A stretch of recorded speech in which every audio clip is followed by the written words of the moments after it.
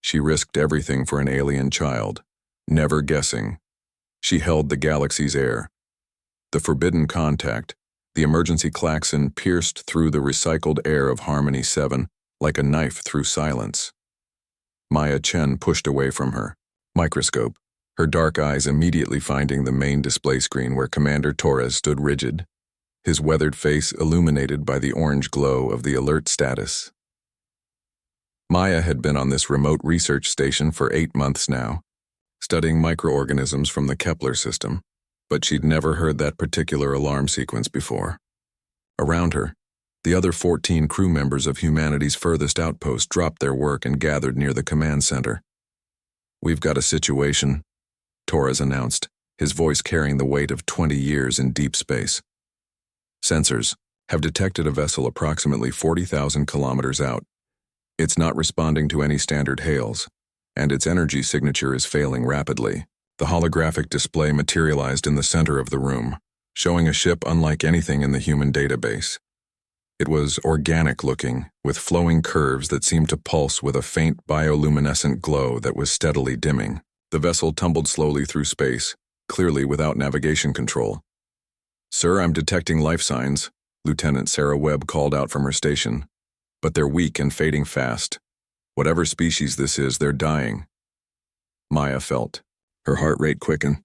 As the station's lead xenobiologist, she understood better than most what this meant. First contact protocols were clear: observe, report, and wait for official diplomatic channels. But those protocols assumed time was available, and from what she could see on the monitors, time was the one thing these beings didn't have. "The hull temperature is dropping below survivable levels for most known carbon-based life forms," Webb continued. "At this rate, we have maybe 2 hours before complete system failure." Commander Torres stood silent for a long moment, and Maya could see the war playing out behind his eyes. He was a good man, a careful leader who had never violated a single regulation in his entire career. But he was also human, and humans had a particular weakness when it came to distress calls.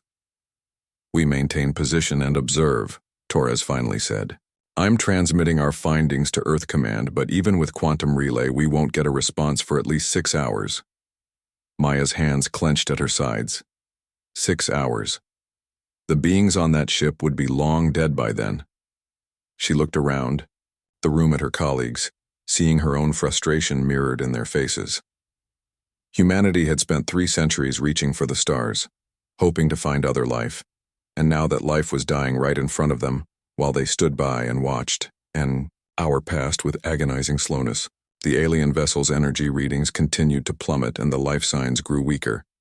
Maya found herself pacing, unable to return to her research. Every instinct in her body screamed at her to act, to help, to do something other than observe. "Commander," she finally said, approaching Torres at his station, "request permission to prepare a medical kit just in case we receive authorization." Torres looked at her with tired eyes. "Dr. Chen, you know I can't." A new alarm cut him off. On the screen, a section of the alien hull had ruptured, venting atmosphere into space in a crystalline cloud that immediately froze in the vacuum. "Life. Signs dropping critical," Webb reported. "We're losing them, sir." Maya made a decision that would change the course of human history. Without another word, she turned and ran toward the equipment bay.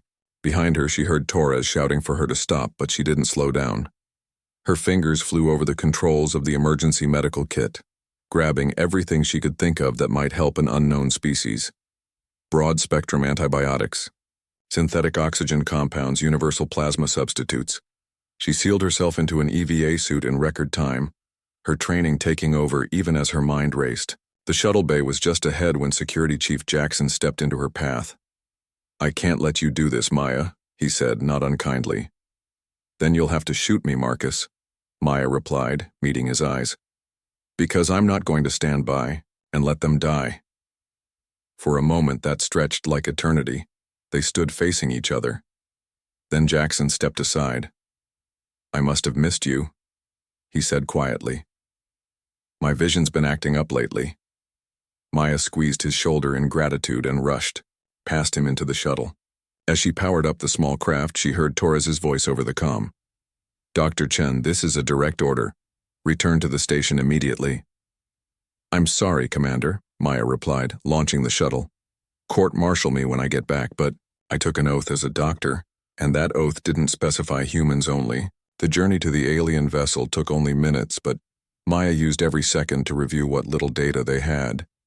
The atmosphere readings from before the breach suggested a methane-oxygen mix, not too different from Earth's. The temperature had been warm, almost tropical. Whatever these beings were, they might be more compatible with human biology than anyone could have hoped. She docked with the alien ship through what appeared to be an emergency port, designed similarly enough to human standards that she managed to create a seal. The airlock hissed open, and Maya stepped into an alien world. The corridors were organic, with walls that seemed to breathe even as they died. Bioluminescent veins ran through surfaces that felt warm and slightly yielding under her gloved hands. The air, what was left of it, carried a scent like cinnamon and ozone. Maya followed her scanner toward the life signs, moving through passages that seemed to contract around her like a dying heart. She found the first bodies in what might have been a common area. The beings were tall, perhaps 7 feet, with elongated limbs and skin that shifted between deep purple and blue. Their faces were vaguely humanoid, but with larger eyes and elegant, swept-back cranial ridges. All of them were dead. Maya pressed on, her scanner leading her deeper into the ship. The life sign was weak but persistent, coming from what appeared to be a protected central chamber. The door was sealed, but Maya managed to interface her equipment with what seemed to be a biolock. After several attempts, it recognized her as a living being trying to help and granted her access. Inside, she found them, an adult alien, clearly female from the protective way she held the smaller form, lay dying on the floor. Her breath came in labored gasps, and her skin had taken on a gray pallor, but it was the small one that drew Maya's attention. A child, no bigger than a human 5-year-old, with the same elegant features as the adults but softer, more delicate. The child was still alive but fading fast. Maya dropped to her knees beside them, her medical scanner working overtime to analyze their biology. The readings were fascinating and horrifying in equal measure. A toxin of some kind was shutting down their organs, something their immune systems couldn't fight. The adult alien's eyes fluttered open, focusing on Maya with obvious effort. She spoke, her voice like wind chimes in a gentle breeze. Words Maya couldn't understand, but whose meaning was clear. With the last of her strength, she pushed the child toward Maya. "Save him, please." Maya worked with desperate efficiency. The universal plasma substitute seemed to stabilize the child's vital signs, but it wasn't enough. The toxin was still there, still killing him. She tried the broad-spectrum antibiotics, but they had no effect on the alien biochemistry. The adult alien had stopped breathing.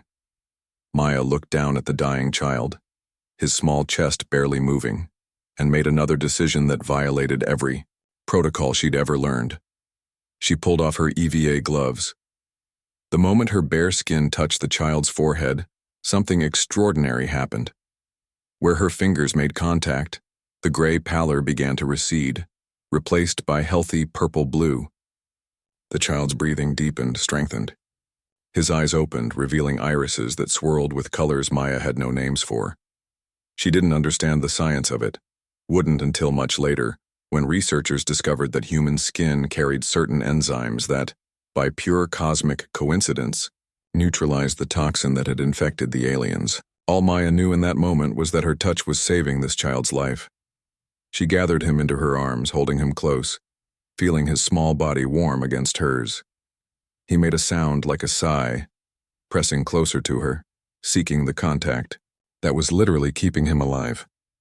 Maya's eyes burned with tears she couldn't wipe away. "It's okay," she whispered, even though she knew he couldn't understand her. "You're safe now. I've got you." She stayed like that for what felt like hours but was probably only minutes, holding the alien child, while around them the ship continued its death spiral. Finally, she activated her comm with her chin. Torres, this is Chen. I have a survivor, a child. Requesting immediate extraction. There was a long pause before Torres replied, his voice carefully controlled. Maya, what have you done? What needed to be done, sir? Are you going to help me save this child or not? Another pause. Then, Shuttle 2 is en route. We'll deal with the consequences later.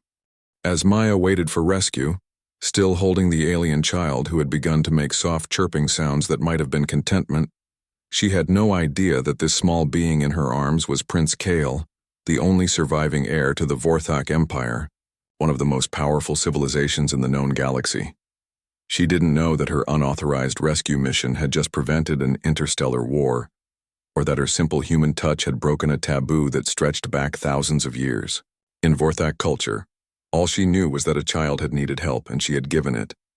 The rest, as they say, would be history. The Imperial Revelation. The isolation cell on Harmony 7 was never meant to hold a human. It had been designed as a quarantine unit for potentially dangerous specimens, but now it served as Maya's prison. While she awaited whatever justice the universe had in store for her, 3 days had passed since she'd brought the alien child aboard. 3 days of interrogations, medical examinations, and deadly silence from Earth Command. The child, whom Maya had started calling Star in her mind, was being kept in the medical bay under constant observation. She'd been allowed to see him only once since their return, just long enough to stabilize his condition with her touch. The memory of his musical chirping when he'd seen her still echoed in her mind. Commander Torres stood on the other side of the transparent aluminum barrier, his expression unreadable. Beside him stood Admiral Catherine Reeves, whose holographic projection had arrived via quantum relay just hours ago. The Admiral's stern face showed every one of her 60 years in Space Command. Dr. Chen, the Admiral began, her voice carrying the weight of authority across light years of distance. Do you have any idea what you've done? Maya stood straighter, meeting the Admiral's gaze without flinching. I saved a child's life, Admiral. I'd do it again. You violated 17 separate first contact protocols, the Admiral continued. You potentially exposed humanity to unknown pathogens. You boarded an alien vessel without authorization, and you physically touched an alien being without any understanding of the consequences. The consequence was that he lived. Maya shot back. That child would be dead if I hadn't acted. Torres shifted uncomfortably. Maya, that's not the point. He was cut off by a sudden alarm that filled the station. Not the standard emergency klaxon, but something new. Something that made every display screen on Harmony 7 flash with an urgent message. Massive energy signature detected. Lieutenant Webb's voice crackled over the intercom. Commander, you need to see this. Now.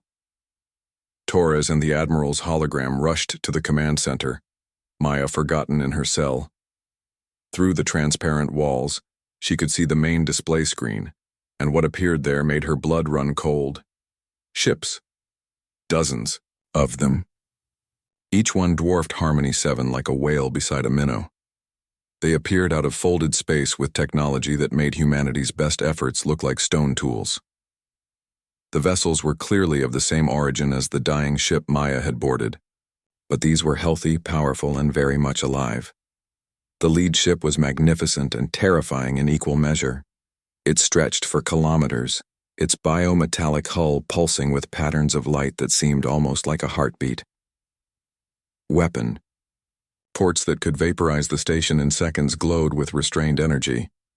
They're hailing us, Webb reported, her voice tight with fear. On screen, Torres commanded. The being that appeared on the display was unlike the refugees Maya had found. This alien stood tall and proud, wearing what could only be ceremonial armor that seemed to be grown rather than forged. The cranial ridges she'd noticed on the others were more pronounced here, forming an almost crown-like structure. When he spoke, it was in perfect if slightly accented English. I am Supreme Commander Vorath of the Vorthok Imperial Fleet. You will surrender the one who touched the Imperial heir, and you will surrender the heir himself. You have 30 seconds to comply. Maya felt her heart stop. Imperial heir? The child she'd saved was royalty? Torres stepped forward, his hands raised peacefully. Commander Vorath, I am Commander Miguel Torres of Earth Station Harmony 7. There has been a misunderstanding.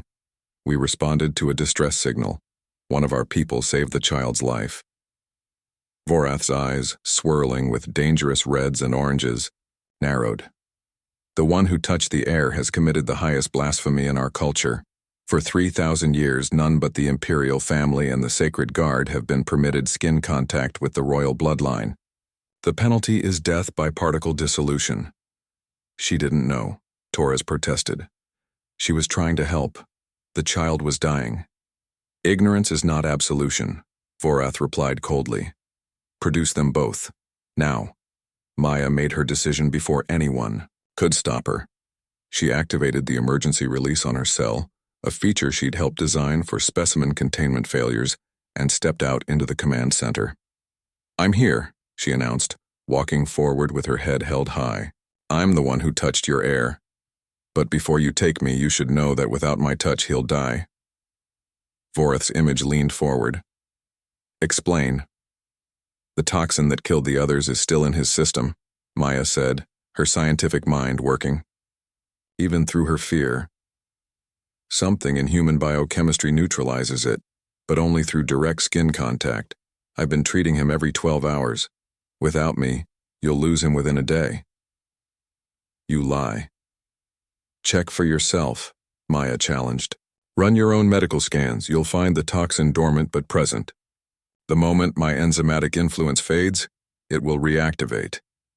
There was a long pause. Vorath turned to someone off-screen, engaged in a rapid conversation in the Vorthak language. Finally, he turned back. You will bring the heir to us. If you attempt any deception, your entire station will be reduced to constituent atoms. The journey to the medical bay felt like the longest walk of Maya's life. She could feel the eyes of her colleagues on her, a mixture of fear, respect, and worry. When she reached the isolation room where Star was being kept, she found him standing at the viewing window, his small hands pressed against the glass. The moment he saw her, he began chirping excitedly, his skin flushing with waves of blue and green that she was beginning to understand meant happiness. Despite everything, Maya smiled. Hey there, little one, she said softly, entering the room. Looks like your family's here to take you home. She gathered him into her arms, and immediately he settled against her, that same contented sound humming from his chest. Together they walked to the shuttle bay where a Vorthak transport had docked. The airlock opened to reveal Commander Vorath in person, along with 6 guards in similar bioarmor. Vorath's reaction when he saw the child in Maya's arms was immediate and shocking. He dropped to one knee, his head bowed, and all 6 guards followed suit. Your Highness, Vorath said in English, clearly for Maya's benefit. Prince Kael, we feared you lost. The child, Prince Kael, made a series of musical sounds that must have been words in his language. Vorath's head snapped up, his eyes now swirling with shocked purples and golds. The prince says. Vorath paused, clearly struggling with the translation. He says the human is his Kaisha, his heart guardian. He says her touch is warm like the first sun, and that she sang to him while the darkness came. Maya felt tears prick her eyes. I just held him. He was so scared and alone. Vorath rose slowly, studying Maya with an expression she couldn't read. No one has held a member of the imperial family in 3 millennia. It is forbidden, sacred. The royal blood must remain pure, untouched by lesser beings. I'm not apologizing for saving his life, Maya said firmly. No, Vorath said slowly. You misunderstand. The prince has named you Kaisha. In our culture, this is unprecedented. A Kaisha is one who holds another's life in their hands and chooses to preserve it at great cost to themselves. It is the highest honor one can bestow, and it has never been given to an outsider. Prince Kael squirmed in Maya's arms, reaching up to touch her face with one small hand. He spoke again, his child's voice carrying surprising authority. Vorath's expression shifted to something approaching awe. The prince commands that you will accompany him. He says the Empire must learn what you have taught him, that sometimes the old ways must yield to compassion. That's not possible, Torres interjected. Dr. Chen is a citizen of Earth. She can't just be taken. She can if she chooses. Vorath interrupted. He looked directly at Maya. The Emperor waits. Prince, Kale is his only surviving heir, the last of a bloodline that stretches back 50,000 years. You saved him. The Emperor would speak with you. Maya looked down at the child in her arms, this small being who had somehow become so important to her in such a short time. She thought about Earth, about her life on the station, about everything she'd be leaving behind. Then she thought about Star, Prince Kale, dying without her help. What guarantee do I have that I won't be executed the moment we reach your space? She asked. Vorath touched a device on his armor, and a holographic image appeared. It showed a being of incredible age and dignity, with cranial ridges that had grown into an elaborate crown-like structure. The Emperor himself. Dr. Maya Chen of Earth, the Emperor spoke, his voice carrying across the light years. I am Emperor Thrain of the Vorthak Empire. You have saved my son, the last of my line. More than that, you have shown him something our civilization had forgotten. That compassion transcends protocol, that life matters more than law. I offer you my personal guarantee of safety and an invitation to serve as my son's guardian and advisor. Help us remember what we have forgotten in our isolation. Maya felt the weight of history pressing down on her. This wasn't just about her anymore, or even about Prince Kale. This was about humanity's first real contact with an alien civilization, about the possibility of friendship between species. I'll need to bring medical equipment, she said finally, and I want regular communication with Earth. My people need to know I'm safe. Agreed, the Emperor said immediately. Commander Vorath will arrange everything. And Dr. Chen, thank you. You have saved more than just my son's life. You may have saved my empire's soul. The bridge between worlds 6 months had passed since. Maya first set foot on Vorthak Prime, the capital world of an empire spanning 300 systems. The palace where she now lived was a marvel of bioarchitecture, a living structure that grew and adapted to its inhabitants' needs. Her quarters, specially modified to accommodate human physiology, overlooked the cascade gardens where bioluminescent flora painted the night in impossible colors. Prince Kyle had grown in those months, both physically and intellectually. The Vorthak matured faster than humans, and at what would be equivalent to 8 human years, he already showed the keen intelligence that would one day make him emperor. Every morning, he would arrive at Maya's quarters for their daily session, though these had evolved far beyond the medical treatments that had originally brought them together.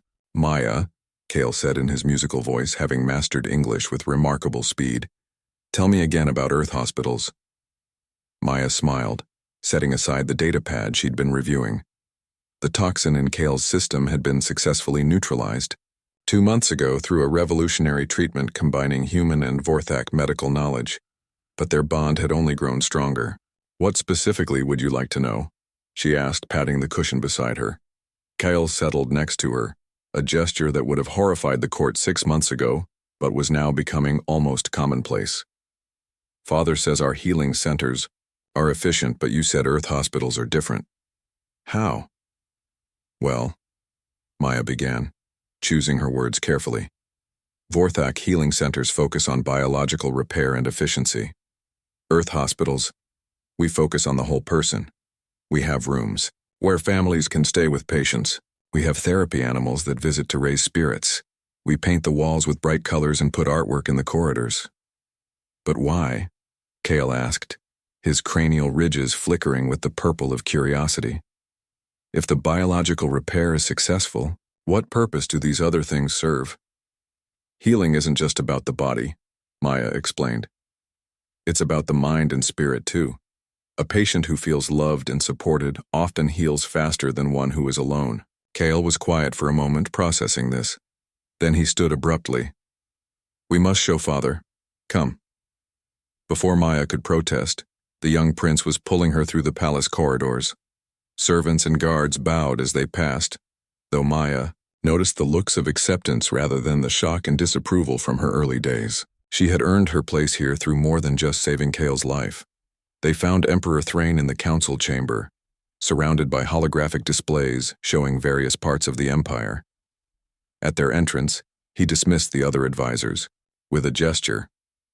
Over the months, Maya had learned to read the Emperor's expressions, and she saw the warm gold of affection in his eyes as he looked at his son.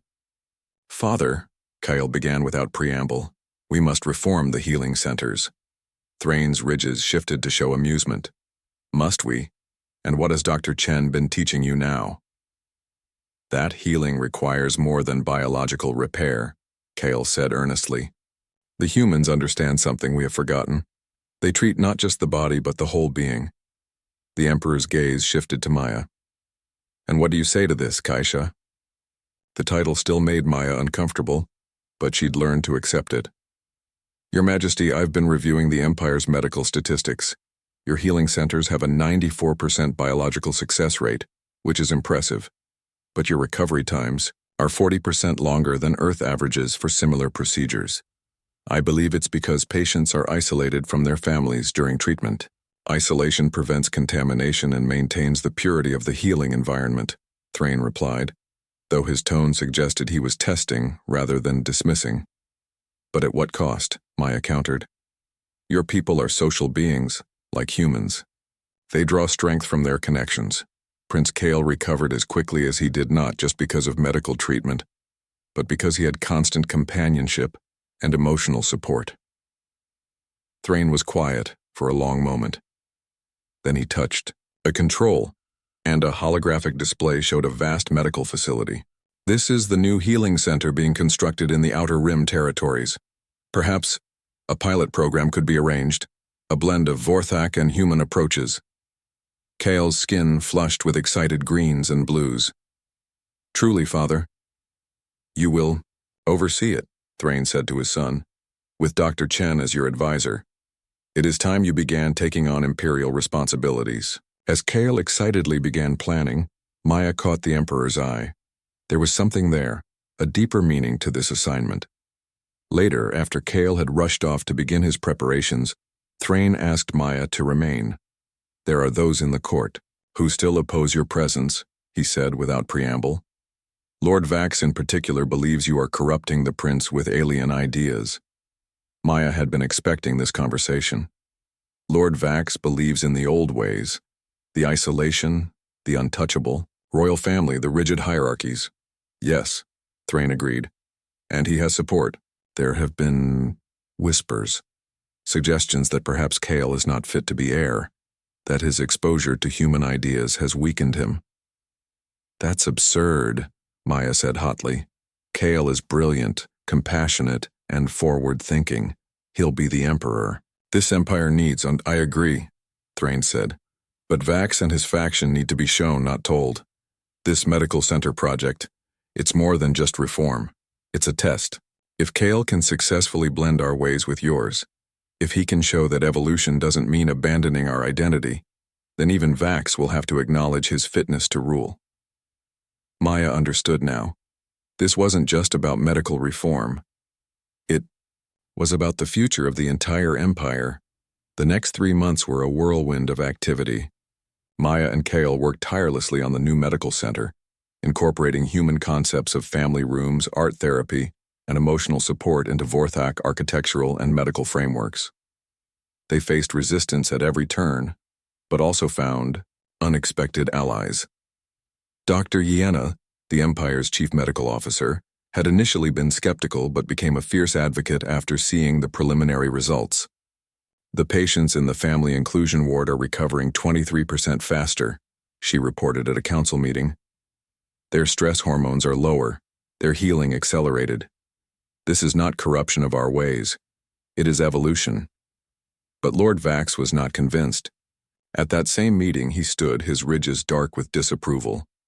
"We are abandoning traditions that have served us for millennia, all because one human childminder has the ear of the prince.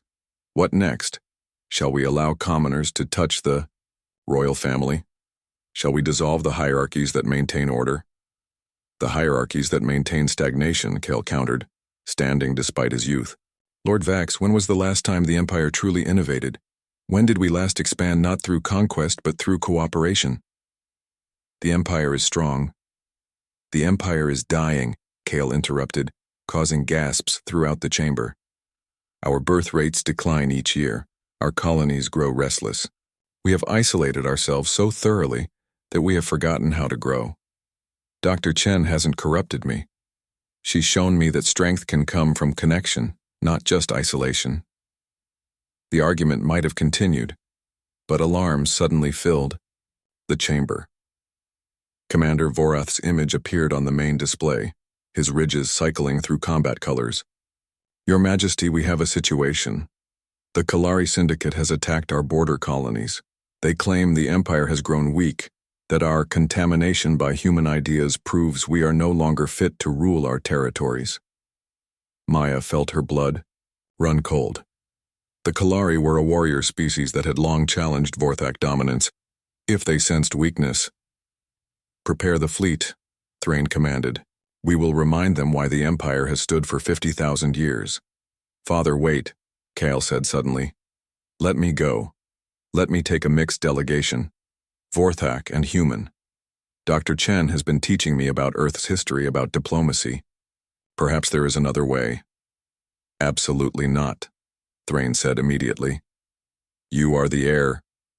"Which is exactly why I should go," Kale insisted. "To show that the future of the Empire is not weakness but adaptation. That we can be strong without being isolated." The debate raged for hours, but eventually, impossibly, Kyle won. 3 days later, Maya found herself aboard the Imperial flagship, part of a delegation that included both Vorthak officials and, at her suggestion, several human diplomats from Earth who had arrived via emergency quantum relay. The meeting with the Kalari was held on a neutral station. The Kalari delegation was led by War Chief Grax, a massive being covered in chitinous armor. His multiple eyes focused on Kale with barely concealed contempt. "The Empire sends a child and a human pet," Grax rumbled. "This proves what we suspected. You are weak." "We are evolving," Kale replied calmly. "And evolution is not weakness. Dr. Chen, please explain to the War Chief about Earth's concept of mutual benefit." Maya stepped forward, meeting Grax's multiple eyes without flinching. "On Earth, we have a saying. A rising tide lifts all boats. The Vorthak Empire's medical advances from our collaboration are available to all allied species. The new healing centers don't just serve Vorthak, they serve everyone." "Pretty words," Grax dismissed. "But the Kalari respect only strength." "Then let me propose a test of strength," Kale said, surprising everyone. "Your worlds suffer from the Crimson Plague, do they not? Even your warriors fall to it. Give us one of your colonies, your sickest. Let us show you what Vorthak human cooperation can accomplish. If we fail, the Empire will cede the disputed territories. If we succeed, you acknowledge the strength of our new path." It was an enormous gamble. The Crimson Plague had resisted all known treatments. But Maya had been studying it, and she believed that combining human and Vorthak medical knowledge might yield a solution. Grax's eyes narrowed. "You would risk your territories on the humans' medicine?" "I would risk them on the power of cooperation," Kyle replied. The next month was the most intense of Maya's life. Working alongside both human and Vorthak medical teams on the Kalari colony world of Thox, they fought against time and disease. The Crimson Plague was virulent, but Maya's hypothesis proved correct. Human antibodies modified by Vorthak biotechnology created a treatment that not only cured the disease, but prevented its recurrence. The moment of truth came when War Chief Grax himself arrived to inspect the results. The colony that had been dying was now thriving. Kalari warriors who had been on death's door were back on their feet. Grax stood before Kale and Maya for a long moment. Then, to everyone's shock, he performed the Kalari gesture of respect, a deep bow that exposed his vulnerable neck. "The Empire's new strength is acknowledged," he said formally. "The Kalari Syndicate seeks alliance, not conquest." The journey back to Vorthak Prime was triumphant. But for Maya, the greatest moment came in a quiet conversation with Emperor Thrain. "Have given my son something I never could," he said. "Not just new ideas, but the courage to implement them. The Empire will need that courage in the years to come." "He always had the courage," Maya replied. "He just needed someone to show him it was okay to care, to connect, to touch and be touched. Your traditions have strength, Your Majesty, but so does compassion." Thrain's ridges shifted to that rare lavender of deep emotion. "The isolation of our royal family began as protection but became a prison. You freed my son from that prison, and perhaps freed us all." A year later, Maya stood in the Grand Assembly as Earth and the Vorthak Empire signed the Treaty of Unity, the first formal alliance between humanity and an alien civilization. Prince Kyle, now recognized as Crown Prince and heir apparent, stood beside her as the documents were signed. "This is just the beginning," he said quietly to her. "There are hundreds of species out there, all isolated, all afraid to reach out, but we've shown them it's possible." Maya smiled, thinking back to that desperate moment on a dying ship when she'd pulled off her gloves to save a child. One touch, one moment of human compassion had changed the course of history. "Your father was right about something," she told Kale. "I didn't corrupt you with human ideas. I just reminded you of something all sentient beings share: the need for connection, for compassion, for hope." Kale's ridges shifted to warm gold.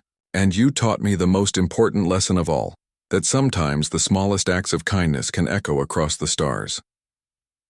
As the celebrations began around them, Maya felt a deep satisfaction. She had come to space as a xenobiologist, studying alien life. But she had become something more: a bridge between worlds, a teacher of compassion, and a mother in all but blood to the future emperor of the known galaxy. The Empire would never be the same, and neither would humanity. The age of isolation was over. The age of connection had begun, and it had all started with a single forbidden touch.